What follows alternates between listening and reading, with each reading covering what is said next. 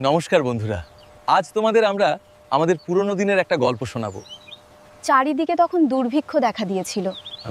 একে তো বৃষ্টি হয় না, আবার রেল লাইনের জন্য জঙ্গল ফাঁকা করে দিল। এখন আর কিছুই নেই। সেই সময় একটা ছেলে জানালার ধারে বসে কলা খেতে খেতে ট্রেনে করে যাচ্ছিল। এ বাবা, এই কলাটা যে পচে গেছে, আগে দেখিনি তো। সে এই বলে পচা কলাটা নিয়ে জানালা থেকে ফেলে দিল। দেখো গিন্নি, একটা আশার আলো পেয়েছি। এই দেখো কলা। কলা, আর কাঁদো না, সব ঠিক হয়ে যাবে। চলো আমরা এই কলাটাকে পুঁতে দিই মাটিতে, তা থেকে নতুন গাছ জন্মাবে। তুমি একটু জল এনে দাও, নাহলে তো দানাগুলো থেকে অঙ্কুরই বেরোবে না। গিন্নি, আমি জল দিচ্ছি, দেখো এবার আমাদের গাছ ঠিক বড় হয়ে যাবে। ধীরে ধীরে এরকম বহুদিন মাস পেরিয়ে গেল।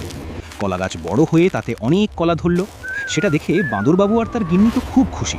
কতদিন পর পেট ভরে তারা কলা খাবে।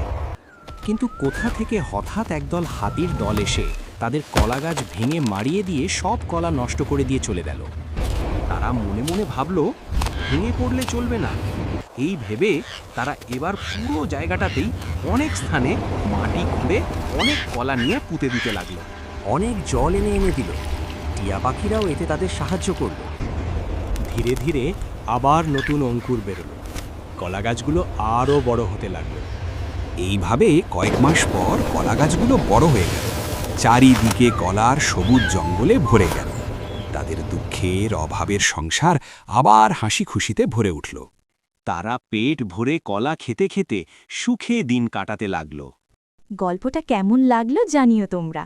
ভালো লাগলে লাইক কমেন্ট করে দিও আর সাবস্ক্রাইব করতে ভুলো না।